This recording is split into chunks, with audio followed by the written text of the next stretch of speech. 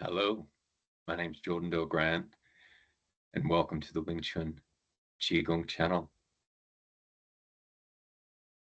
I wanted to create this video to um, provide an announcement that I've just finished running the Sui Nim Tao Qigong course with my students.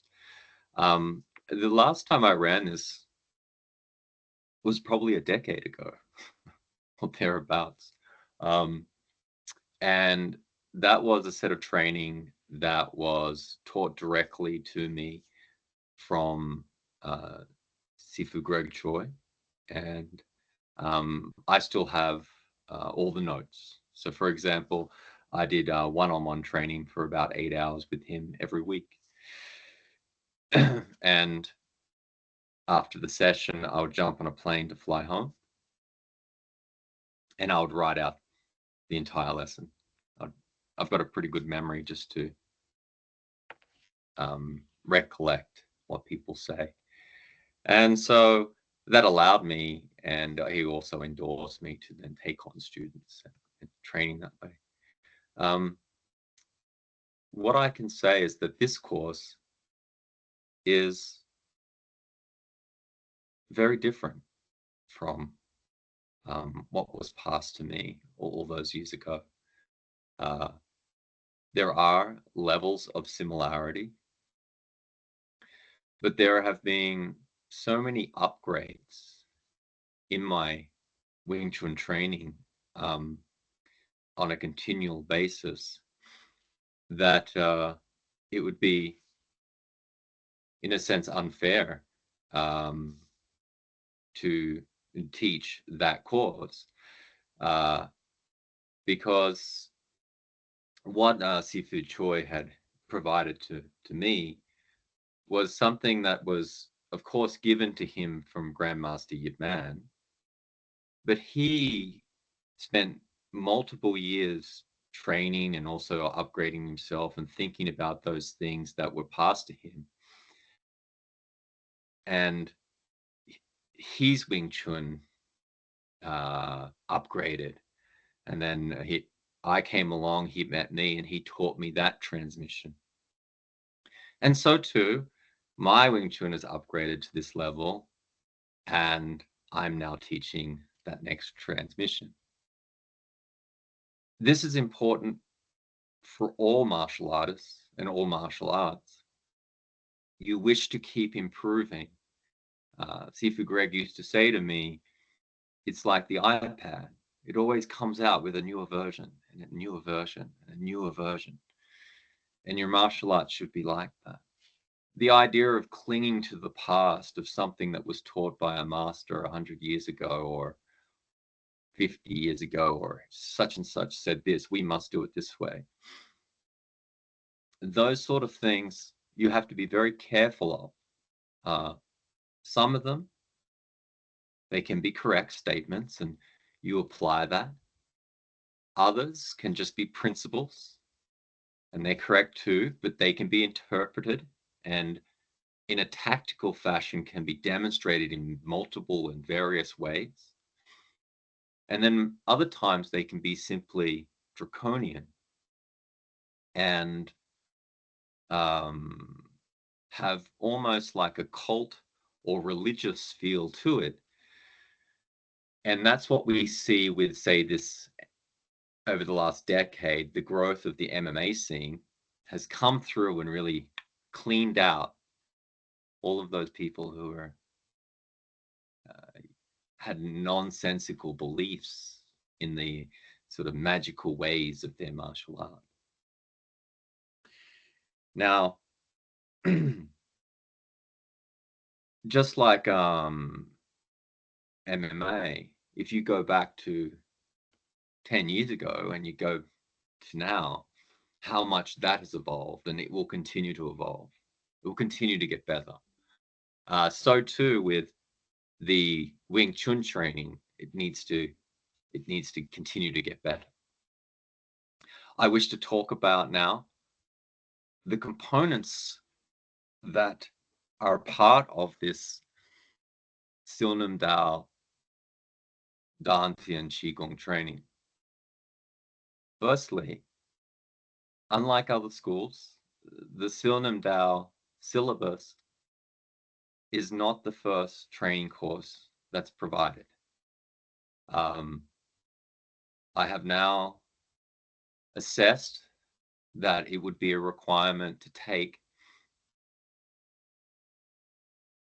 3 other distinct courses that are specialized in specific areas across the Jing, Qi, and Xin, or mind, body, and energy.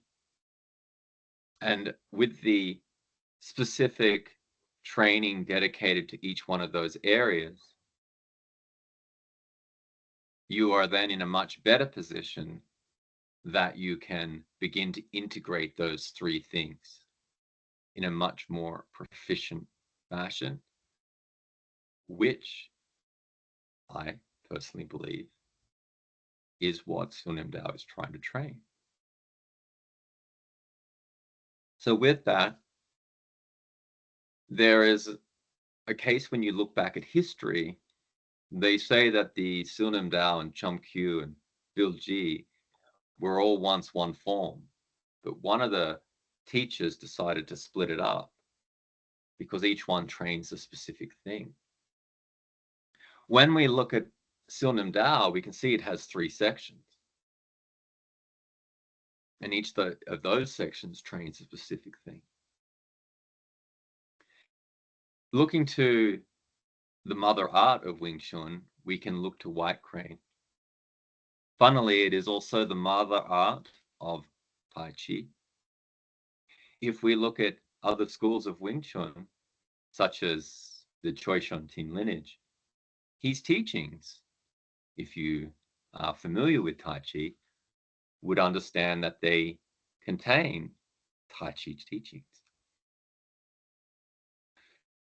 For me, there's nothing wrong with that at all. I'm not sure if he explicitly ever said that, but it's plain and obvious to me. And I also think there's nothing wrong with it because it should be in Wing Chun, since Wing Chun has White Crane as its mother art. And therefore, it should contain all of the components of White Crane.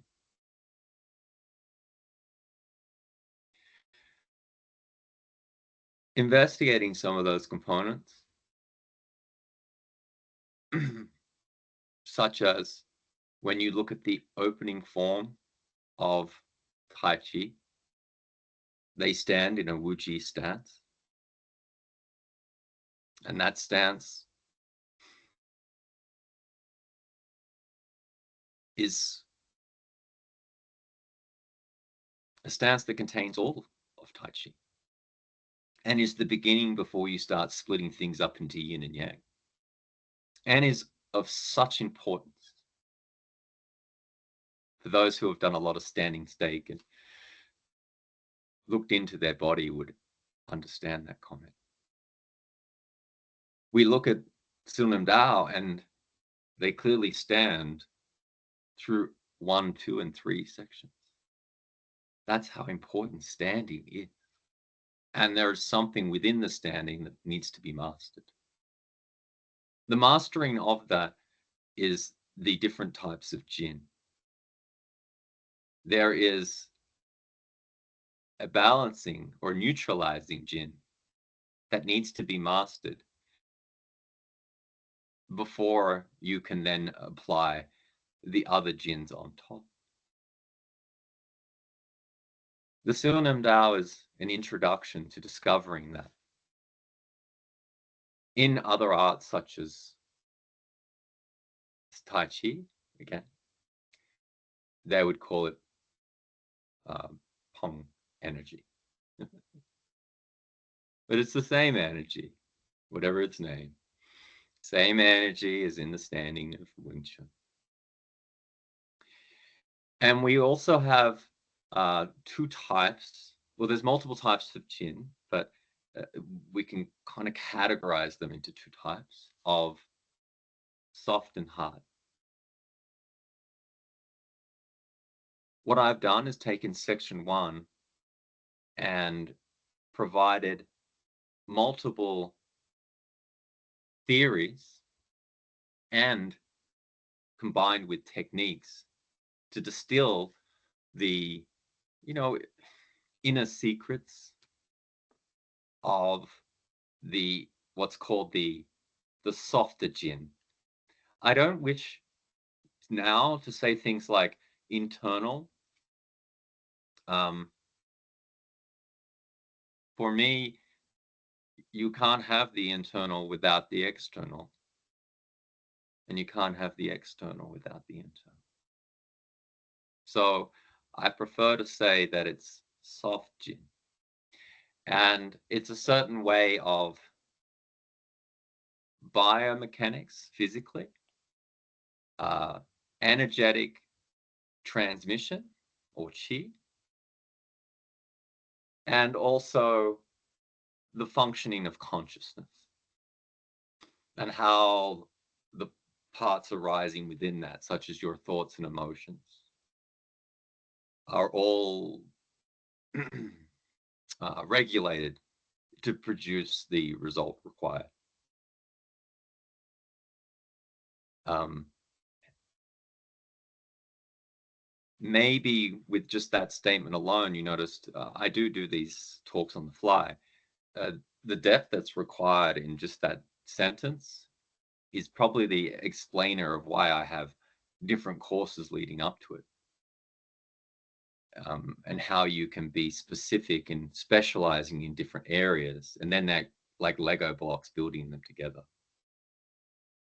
The second section I do, or it is something that has been taught to me by uh, a Sifu I've met along the way. And it's one of the gems of Wing Chun. And something I haven't been exposed to or seen in Tai Chi. It is a technique that allows you to get onto the Chi, to create the force flow lines through your body in a very fast and effective manner. Matter of fact, within minutes, not hours, days, weeks, months, years, which is quite extraordinary, by the way. In addition, as I've mentioned before, if you focus on the wrong type of Qigong, if you're doing health Qigong, you may miss out on the martial Qigong and you don't build the necessary strength for martial abilities. So this technique is divulged in section 2. And then in section 3, we use a combination of both in order to perform the final single hand movements that are being provided in that section. There is another component where I begin to demonstrate the hard type of Jin, but I only do it very slightly and just the foundations, because that is the core essence of the third form, Bilji. I wish to leave it there and provide that update. With this release of the new training, I wrote the syllabus about a year ago, but now I've trained it this year. It gives me a much better comprehension of how to organize it and get feedback to provide that training to you and distill the essence in a quick and clear fashion with clarity so that you can pick up things that you've never been taught before and begin to accelerate your training just like I have. I wish you all a great day and thank you for listening.